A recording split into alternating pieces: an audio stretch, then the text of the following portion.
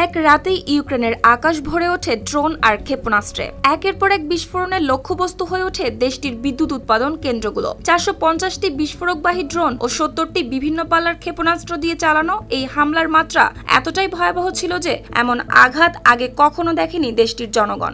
ইউক্রেনীয় কর্মকর্তাদের বরাত দিয়ে এএফপি জানিয়েছে, প্রায় 4 বছর ধরে চলা যুদ্ধে বিদ্যুৎ উৎপাদন অবকাঠামোর ওপর এটি ছিল সবচেয়ে বড় আঘাত। সানবিট সব দিবে সামাল। সানবিট ম্যাজিক প্রেস ডিশওয়াশিং এর মাথা ঘোরানো সলিউশন। বিদ্যুৎ কেন্দ্র লক্ষ্য করে আঘাতের পর একের পর এক শহর ডুবে যায় অন্ধকারে। শীতের মাঝরাতে আলো নিভে গিয়ে শুধু বাতি নয়, থেমে যায় তাপ, পানি, হাসপাতাল আর স্বাভাবিক জীবন প্রবাহ।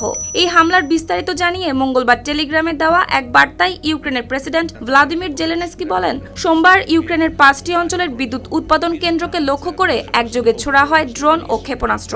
তার ভাষায় এটি কেবল সামরিক স্থাপনায় নয়, সরাসরি সাধারণ মানুষের জীবনযাত্রার ওপর আঘাত। হামলার সময়টিও ছিল বেশ তাৎপর্যপূর্ণ। সেদিনই ইউক্রেনের প্রতি সমর্থন জানাতে কিয়েভ সফরে ছিলেন যুক্তরাষ্ট্রের নেতৃত্বাধীন সামরিক জোট ন্যাটো এর মহাসচিব মার্ক রুটে। ইউক্রেনীয় বিশ্লেষকদের ধারণা, এই সফরের রাজনৈতিক বার্তার প্রক্রিয়াতেই রাশিয়ার শক্তি প্রদর্শনের এমন আঘাত হেনেছে।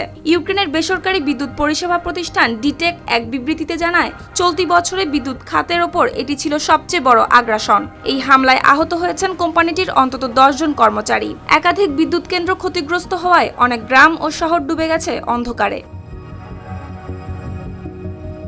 জেলেনস্কির ভাষ্য অনুযায়ী সবচেয়ে ভয়াবহ তথ্য হলো, ওই সময় ইউক্রেনের তাপমাত্রা নেমে আসে -16 ডিগ্রি সেলসিয়াসে। তার মতে, এমন তীব্র ঠান্ডায় বিদ্যুৎ বন্ধ করে সাধারণ মানুষের মধ্যে ভয় ও সীমাহীন ভোগান্তি ছড়াতেই চালানো হয় এই হামলা।